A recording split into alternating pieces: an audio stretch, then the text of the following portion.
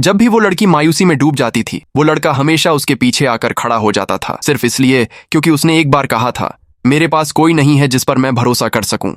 उस दिन के बाद उसने मन ही मन ठान लिया था कि अब वो उसकी हिफाजत करेगा। 6 महीने पहले दोनों की मुलाकात एक अस्पताल में हुई थी। वो लड़का एक रेस के दौरान बुरी तरह घायल हो गया था। उसकी टांग से खून बह रहा था। इलाज के लिए उसे फौरन अंदर ले जाया गया और संयोग से वही लड़की उस पर इंटर्न के रूप में तैनात थी। उसका काम था उसके जख्म को रोकना, लेकिन जख्म बहुत अजीब जगह पर था। उसके सीनियर डॉक्टर ने कहा, पैंट उतारो ताकि घाव साफ दिखे। वो झिझकी, बहुत देर तक सोचती रही, फिर हिम्मत जुटाई और जैसे ही वो घाव पर ध्यान केंद्रित करने लगी, अचानक वो लड़का होश में आया। उसने उसका हाथ पकड़ लिया और ठंडे लहजे में कहा, रुको। वो कुछ समझा भी नहीं पाई और तभी वो फिर से बेहोश हो गया। जब वो अगली बार होश में आया तो सबसे पहले उसी लड़की को ढूंढने लगा। आखिरकार जब उसने उसे देखा, वो अपनी कार में बैठकर जा रही थी। दरअसल उसे अपनी दादी के निधन की खबर मिली थी और वो जल्दी जल्दी घर जा रही थी। वो लड़का चुपचाप उसका पीछा करता रहा। घर पहुंचते ही उसे रोक लिया गया। उसकी बहन ने दरवाजे पर उसे रोक दिया। उसे क्या पता था कि उसके पिता और बहन ने मिलकर साजिश रच ली थी। उन्होंने दादी को इतना सताया कि उनकी मौत हो गई। असल में वो लोग विरासत, प्रॉपर्टी हड़पना चाहते थे और डरते थे कि लड़की